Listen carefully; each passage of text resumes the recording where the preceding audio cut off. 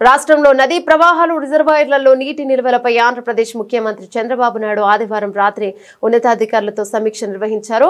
ఇక dynamic flood management తో నీటి వనరుల సంపూర్ణ వినియోగం జరిగేలా చూడాలని సీఎం సూచించారు. ఎగువ రాష్ట్రాల నుంచి వస్తున్న వరద ప్రవాహాలను రియల్ టైంలో అంచనా వేస్తూ అవసరమైన చర్యలు తీసుకోవాలని ఆదేశించారు. రెయిన్ గేజెస్ ద్వారా కురిసిన వర్షాన్ని లెక్కించి ఫ్లడ్ మేనేజ్మెంట్ చేపట్టాలన్నారు. వర్షపాతం ఎగువ రాష్ట్రాల నుంచి వచ్చే నీటి ప్రవాహాల సమాచారాన్ని విశ్లేషించి సమన్వయంతో అన్ని రిజర్వాయర్లను పూర్తిగా నింపాలని సీఎం సూచించారు. అదేవిధంగా సాధ్యమైన ఎక్కువ చెరువులను నీటితో నింపాలని ఆదేశించారు. కృష్ణానదిలో ప్రకాశం బ్యారేజ్ వద్ద ప్రస్తుతం 6.57 లక్షల క్యూసెక్కుల వరద ఉందని అధికారులు తెలిపారు. వచ్చిన నీటిని వచ్చినట్టు సముద్రంలోకి పంపుతున్నట్లు వివరించారు. సోమవారం సాయంత్రానికి 7 లక్షల క్యూసెక్కులకు పైగా వరద రావచ్చని అంచనా వేసినట్లు తెలిపారు. శ్రీశైలం నుంచి వస్తున్న వరదతో పాటు తెలంగాణ రాష్ట్రంలో కురుస్తున్న భారీ వర్షాల కారణంగా వరద వస్తోందని తెలిపారు.